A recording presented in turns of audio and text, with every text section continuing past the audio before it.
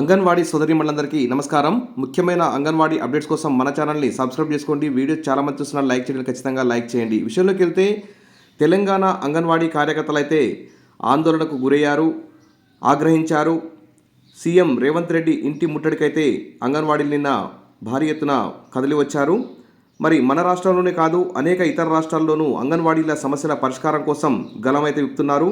ప్రభుత్వాలు మొండిగా వ్యవహరిస్తే పట్టు వదలకుండా పోరాడుతున్నారు.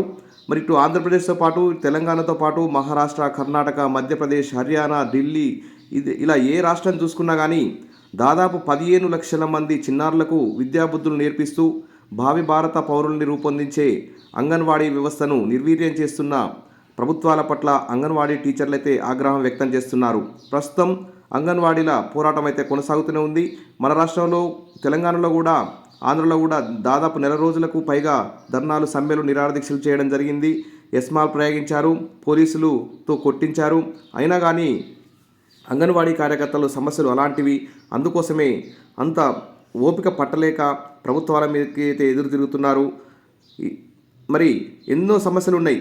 పెన్షన్ లేదు, గ్రాట్యుటీ లేదు, తర్వాత అతి తక్కువ వేతనాలు ఉన్నాయి, తర్వాత సుప్రీంకోర్టులు కానీ హైకోర్టులు కానీ అంగన్వాడీ కార్యకర్తలకి అనుకూలంగా తీర్పులు ఇస్తున్నాయి. సుప్రీంకోర్టు పెన్షన్, గ్రాట్యుటీ ఇవ్వమని, ప్రభుత్వ ఉద్యోగులు గుర్తించమని కూడా తీర్పిచ్చారు. అయినా కానీ కేంద్ర రాష్ట్ర ప్రభుత్వాలు పట్టించుకోవడం లేదు.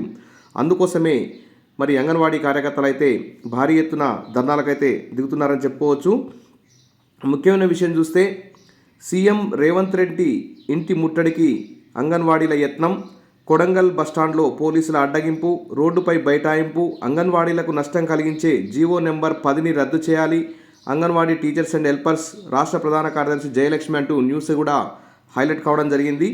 మరి జీవో నెంబర్ 10 అంటే ఏంటంటే అంగన్వాడీ టీచర్కి రిటైర్మెంట్ బెనిఫిట్గా 1,00,000, ఆయాకి 50,000 ఇస్తూ కేసీఆర్ ప్రభుత్వం అయితే ఈ జీవో నెంబర్ 10 తీసుకొచ్చింది.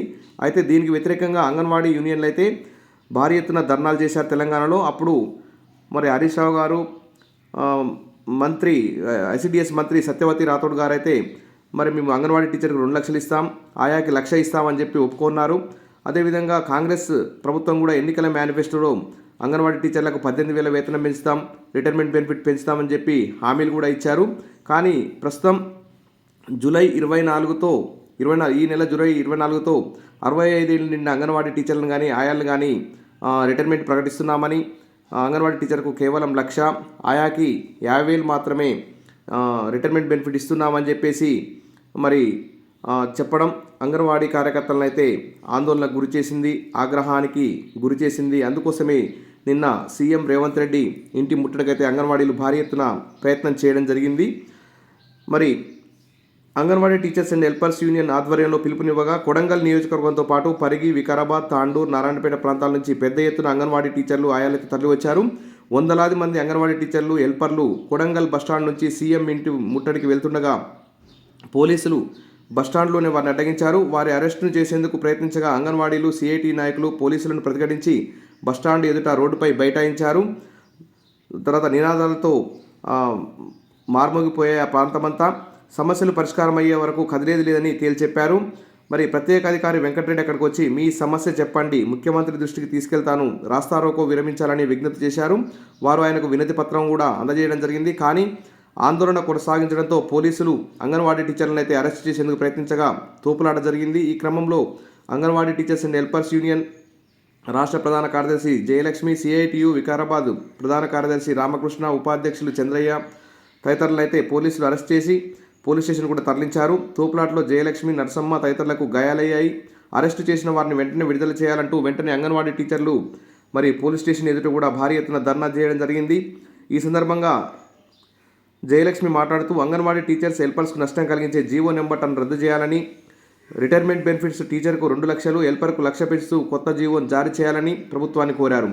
అంగన్వాడీ టీచర్స్, హెల్పర్స్కు అత్యంత తక్కువ డబ్బులు చెల్లించి జూలై 24 తర్వాత ఇంటికి పంపించే నిర్ణయాన్ని రాష్ట్ర ప్రభుత్వం తక్షణమే ఉపసంహరించుకోవాలని డిమాండ్ చేశారు.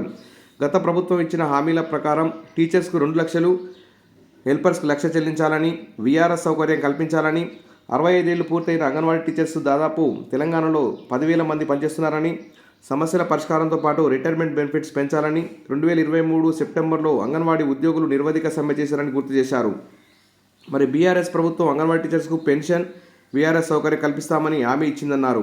మరి కాంగ్రెస్ ప్రభుత్వం అధికారంలోకి వచ్చిన తర్వాత అంగన్వాడీ ఉద్యోగుల స్థితిగతులు, గతంలో జరిగిన సమ్మె, ఆ సమ్మె సందర్భంగా మరి గత ప్రభుత్వం ఇచ్చిన హామీల్లో ఒకటైన రిటైర్మెంట్ బెనిఫిట్స్ గురించి వివరంగా ప్రభుత్వం, మంత్రి, ఐసీడీఎస్ రాష్ట్ర అధికారుల దృష్టికి అనేకసార్లు తీసుకెళ్లామని చెప్పారు.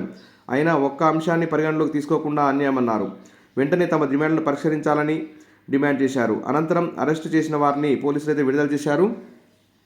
ఈ కార్యక్రమంలో సిఐటియు మహబూబ్నగర్ జిల్లా కార్యదర్శి ఎన్ కురుమూర్తి, నాయకులు మంజుల, నిర్మల, కమల, స్వరూప తదితరులైతే పాల్గొన్నారు. ఏది ఏమైనా అంగన్వాడీ టీచర్లు, ఆయాలైతే అతి తక్కువ వేతనాలతో విధులు నిర్వహిస్తున్నారు. లక్షలాది మంది లబ్ధిదారులకు పథకాలను అందిస్తున్నారు, ప్రీ స్కూల్ అందిస్తున్నారు, పోషకాహారాన్ని అందిస్తున్నారు.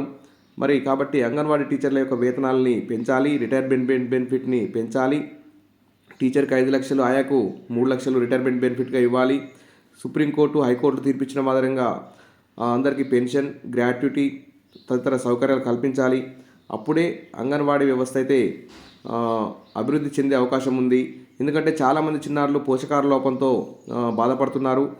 పేదవారందరూ కూడా ప్రైవేట్ కాన్వెంట్ స్కూళ్ళలో చిన్నారుల్ని చదివించలేరు. కాబట్టి అంగన్వాడీ టీచర్లకు వేతనాలు పెంచి, మంచి నాణ్యమైన సరుకులు అందించి, పుస్తకాలన్నీ అందించి, చిన్నారులకి ఫ్రీగా ఉచితంగా pre school, LKG, UKG, nursery క్లాసులను అందించి, వారికి మంచి పోషకాహారాన్ని అందించి భావి భారతదేశాన్ని ఒక అభివృద్ధి పదవిలోకి తీసుకెళ్లే విధంగా అంగన్వాడీ టీచర్లు ముందుంటారు. కాబట్టి ఖచ్చితంగా అంగన్వాడీ టీచర్లు ఏదో సంతోషం కోసం, టైంపాస్ కోసం ఈ ధర్నాలు చేయడం లేదు. ఎంతో ఒత్తిడికి గురై, ఎంతో అన్యాయానికి గురై, ఆవేదనకు గురై వారి యొక్క ఆందోళనను వ్యక్తం చేసడానికే ఈ యొక్క ధర్నాలు అయితే చేస్తున్నారు. కాబట్టి ఎందుకు ధర్నా చేస్తున్నారు? ఎక్కువసార్లు ధర్నాలు చేసేది మన అంగన్వాడీ టీచర్లు. ఎందుకంటే వారంతా సంక్షోభ